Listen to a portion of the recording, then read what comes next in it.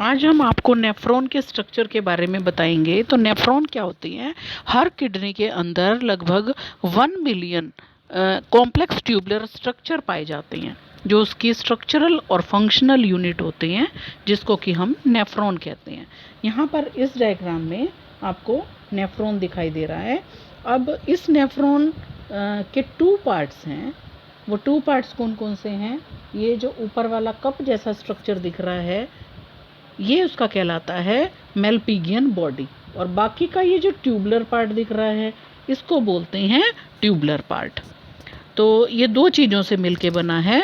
सबसे पहले क्या? Malpighian body. अब हम मेलपिगियन बॉडी के अंदर देखते हैं कि इसमें क्या क्या पाया जाता है। अब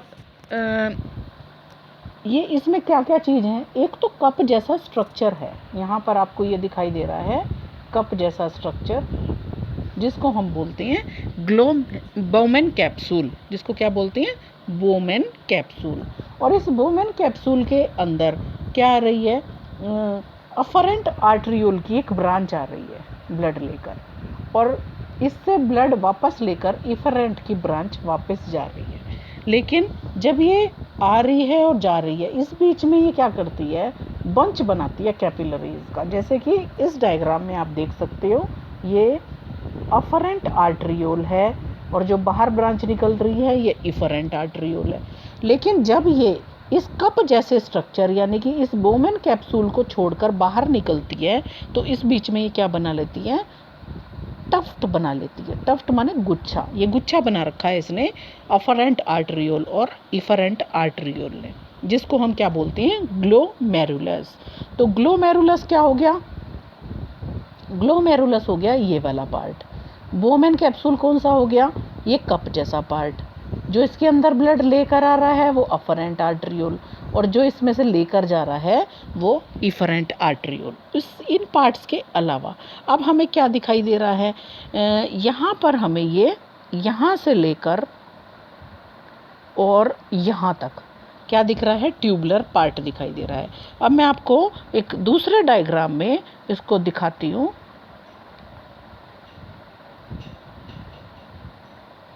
यहाँ पर आप देखो, तो इसमें हमें क्या दिख रहा है? ये तो हो गया मेलपिगियन बॉडी, जिसके अंदर बोमेन कैप्सूल हो गया, और अफरेंट आर्टरियोल हो गया, इफरेंट आर्टरियोल हो गया, और बीच में क्या है? टफ्ट ऑफ कैपिलरीज यानी कि ग्लोमेरुलस हो गया। और जो ट्यूबुलर पार्ट है वो हमने थोड़ा सा एक्सपेंड करके यहाँ पर आपको दिखा रखा है। तो इस ट्यूब यहाँ से स्टार्ट हुआ ये ट्यूबुलर पार्ट, और यहाँ पर इसकी एंडिंग हुई। तो आप देखो कि यहाँ से स्टार्ट है और यहाँ एंड है। तो इस बीच में यहाँ से यहाँ तक वाला पार्ट जो है, ये फर्स्ट पार्ट हो गया। ये यू शेप जैसा स्ट्रक्चर यहाँ से यहाँ तक है, ये सेकंड पार्ट हो गया। और फिर इस यू शेप का ये लास्ट वाला जो के बाद जो पार्ट बच रहा है, ये हो गया इसका थर्ड पार्ट। तो फर्स्ट पार्ट को हम बोलते हैं PCT, यानी कि प्रॉक्सिमल कॉन्वोल्यूटेड ट्यूब्यूल। और फिर ये आपको हेयर पिन जैसा यू शेप का स्ट्रक्चर यहाँ पर दिख रहा है, जिसको हम बोलते हैं लूप ऑफ हेनले। क्या बोलते हैं? Loop of Henle. ये हो गया। अब ये जो थर्ड पार्ट है, इसको हम बोलते हैं TCT, यानी कि DCT। इसको बोलते हैं DCT। तो DCT का मतलब क्या हो गया? Distal convoluted tubule. ये थर्ड पार्ट है इसका। तो उसके बाद आप क्या देख रहे हैं कि ये DCT ओपन किस में हो रहा है? एक स्ट्रेट ट्यूब में ओपन हो रहा है। और ये स्ट्रेट ट्यूब क्या है? ये स्ट्रेट ट्यूब कलेक्टिंग डक्ट है। तो इस कलेक्टिंग डक्ट को आप देखो तो इसमें हमें क्या दिख रहा है? जगह जगह पर और दूसरे नेफ्रॉन्स की DCT की ओपनिंग्स दिखाई दे रही हैं। दिख रही है यहाँ पर आपको? तो ये हो गया इसका नेफ्रॉन का स्ट्रक्चर। अब एक चीज़ और बताना चाहेंगे, इसी डायग्राम के थ्रू आपको दिखाएंगे कि इस तरह के ना 1 मिलियन स्ट्रक्चर एक किडनी के अंदर हैं। तो हम किडनी को इस तरीके से बनाते हैं। मान लो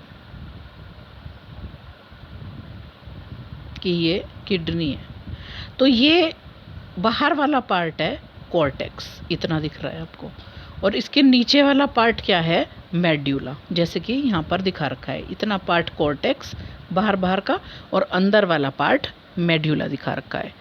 तो अब आप एक चीज़ देखो कि बहुत सारे नेफ्रॉन्स ऐसे हैं जिसमें जो लूप ऑफ हेनले है वो कहाँ पर आ रखा है।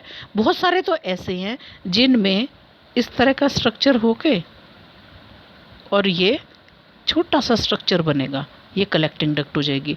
मतलब सारा का सारा जो ये लूप ऑफ हेनले है ये कॉर्टिकल रीजन में ही ख़त्म हो जाएगा। मान लो यहीं पर ख़त्म हो गया तो हम इसको क्या बोलेंगे, भाई दो तरह के नेफ्रॉन हो गए।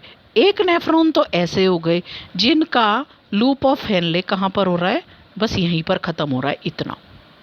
ठीक है, तो ऐसे नेफ्रॉन जिनका लूप ऑफ हेनले बहुत छोटा है और सिर्फ कॉर्टेक्स रीजन में ही एक्सटेंड कर रहा है, तो इस तरह के नेफ्रॉन्स को हम बोलते हैं कॉर्टिकल नेफ्रॉन।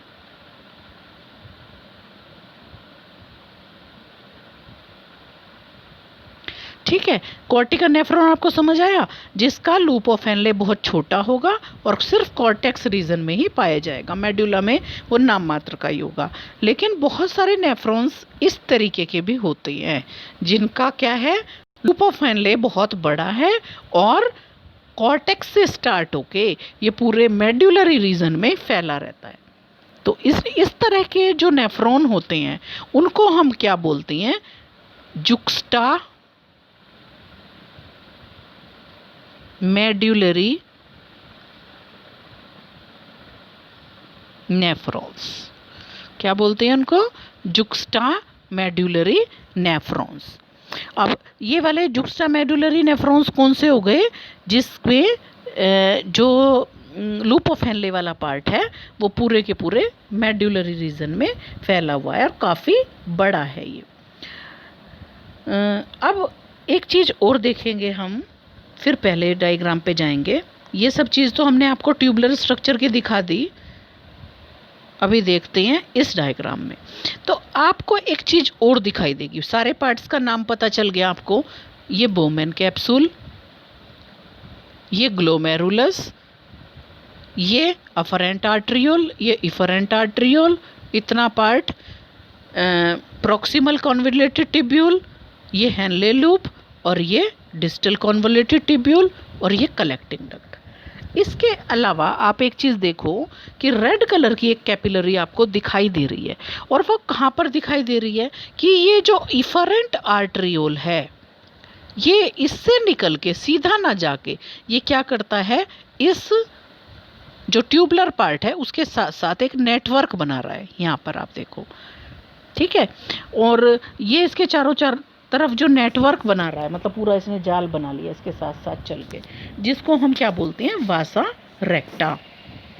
अब वासा रेक्टा पता ही है आपको कि अगर कौन से नेफ्रॉन है, कॉर्टिकल नेफ्रॉन्स है, जिसमें क्या प्रेजेंट है कि ये जो लूप ऑफ हेनले है वो बहुत छोटा सा है,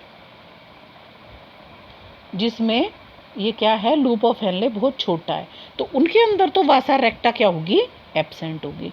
लेकिन जिनका लूप ऑफ हेनले बहुत बड़ा है, यानी कि जो कौन से नेफ्रॉन्स हैं, मेडुलरी नेफ्रॉन्स, और मेडुलरी में भी हम क्या बोलते हैं, जुक्स्टा मेडुलरी नेफ्रॉन्स, तो इनमें वासा रेक्टा बहुत क्लियर होती है।